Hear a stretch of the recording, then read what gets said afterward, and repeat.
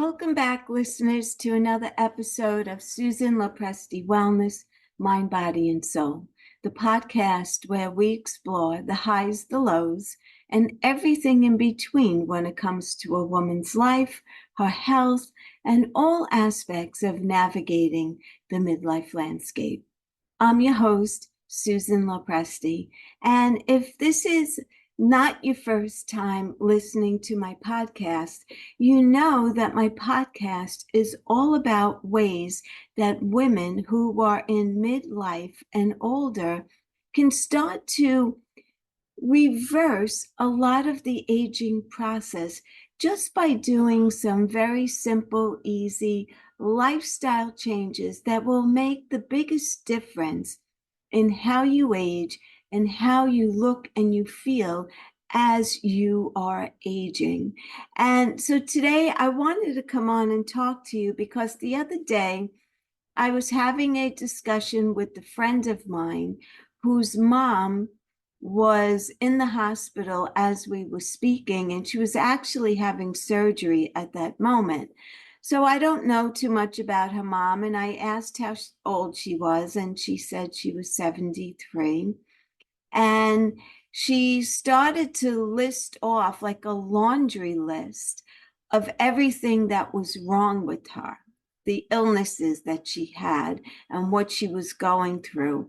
And so when she began telling me about her mom's health, she started by saying that her mom was diagnosed with type 2 diabetes in her late 30s. And after we were done with our conversation, I was thinking about the conversation that I had with her, and I thought about all the things she told me and the progression of her health failing along the way. And of course, that all happened once she was diagnosed with type 2 diabetes. I always see type 2 diabetes as the precursor to other illnesses down the road. And it truly is. Someone starts out with diabetes, they're diagnosed with diabetes. They don't really take it seriously. They're not fully understanding what it's all about. But what they are seeing is that they need to make these radical lifestyle changes in order for their diabetes to either be reversed or eradicated fully, or just to be able to live with the disease and keep it manageable. But so many people don't do that. And diabetes is a silent disease. You don't really know that you have high sugar levels right away. You may have some telltale signs of being extra thirsty or urinating a lot more than normal, but you may not pick up on the fact that you could be experiencing symptoms of diabetes. And like I said, it's a silent disease. You don't feel the elevated sugar. You don't know what is taking place in your body each and every day, the organs that are being attacked by these high sugar levels. And so people, because you don't have symptoms right away, you think that it's not as serious as it is, and you continue to test the waters and have more sugar and just continue to play Russian roulette with this disease. And believe me, if diabetes is not taken seriously, you will suffer excruciating consequences as your life goes on and as you age and progress. And, diabetes is just one aspect of a disease that can really do that to you.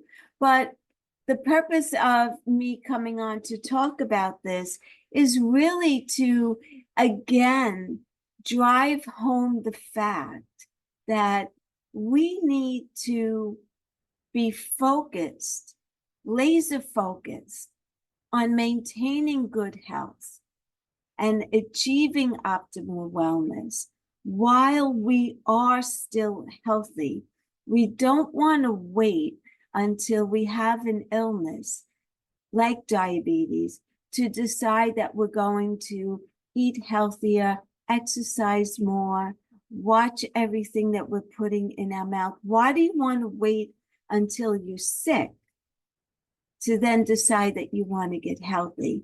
And in this conversation that I had with my friend who was talking about her mom, she just basically told me that, yes, my mom was diagnosed with diabetes early on in life, but she ignored it and she continued to eat the way she was accustomed to eating.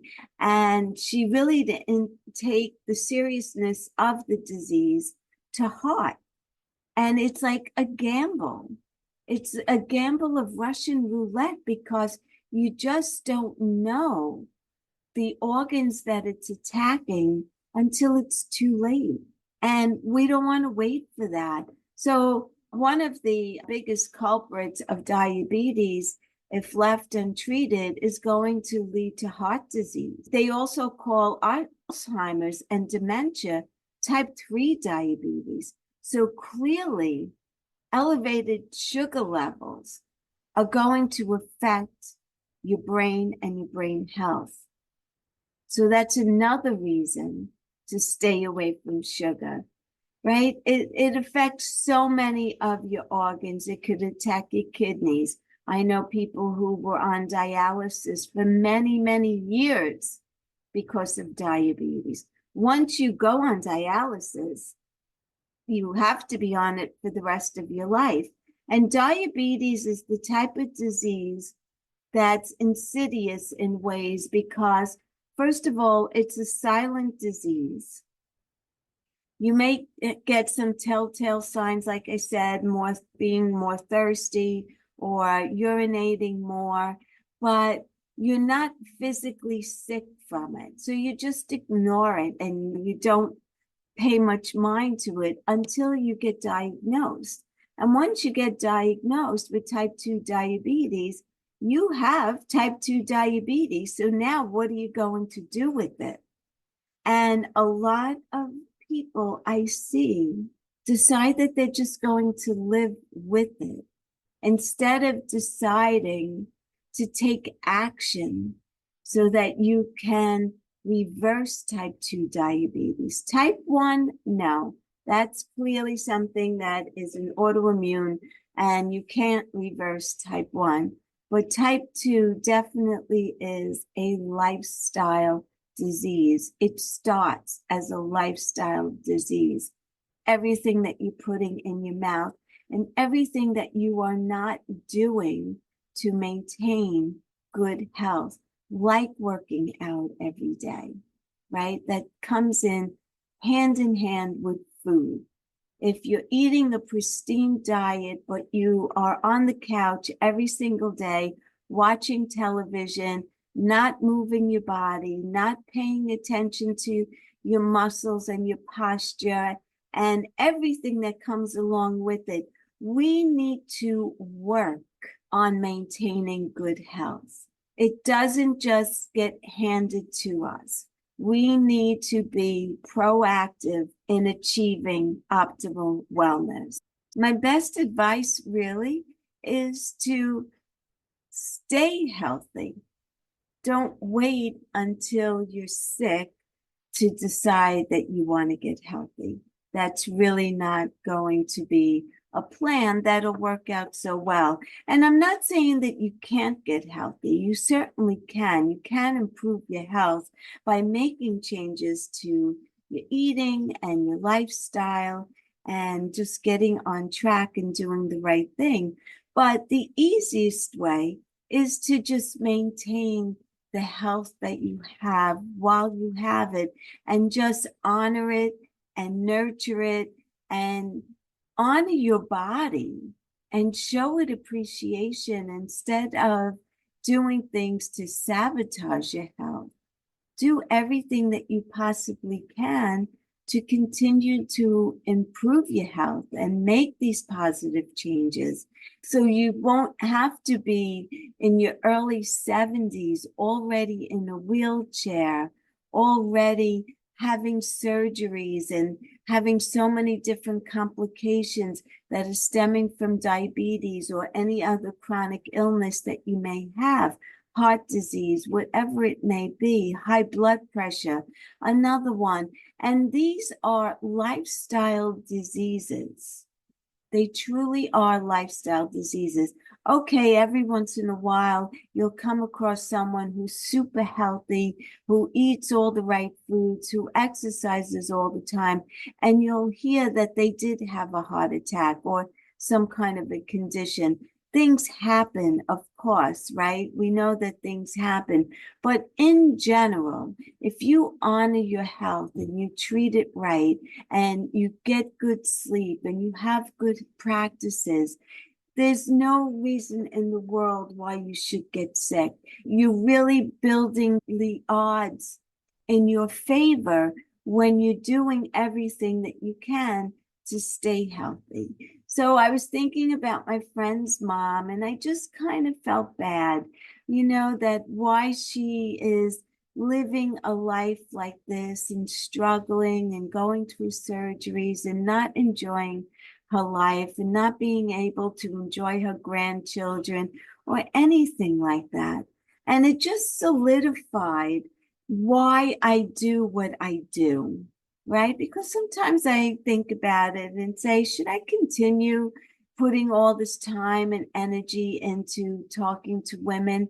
And then I hear something like this and I say, yes, yes, my work is needed. It is needed. And that's proof, because if I can get in front of younger women who are on the borderline of not doing the right thing for their health, and I could capture them and spark an interest in them achieving health, why not? Right? Why not? So, anyway, I hope that this short little episode inspires you to honor your body, take good care of it. It's your temple, it belongs to you, right? A lot of people are fanatical about their car. It has to always be washed and cleaned, and you're putting the best oil and gas in your car or your home. Everything is beautiful and sparkly clean, and you bought all the best stuff. Well, what are you doing for your body? Are you keeping your body clean and healthy? The same as your other possessions. Your body is your greatest possession. It gives you the quality of life that you deserve if you honor your health. And that's what my podcast is all about. So thank you again for listening. I appreciate each and every one of you. If you enjoyed this episode and you think that someone else would enjoy it, who you know and love, share it with them, please. And also subscribe, become a follower, so that you will know when I release my next episode and you could jump right on, leave me a comment. And if you have any questions, anything that you want to reach out, you can email me at susan@susanlopresti.com. You could go to my website, www.susanlopresti.com. You could schedule a free 30-minute health assessment with me. Ask me any questions. Maybe I could help you with something that you're struggling with. You're not under any obligation to continue. That's a free service that I give. So I just want to say again, thank you for listening. And until the next time, be well, stay happy, and bye for now. Take good care, everyone.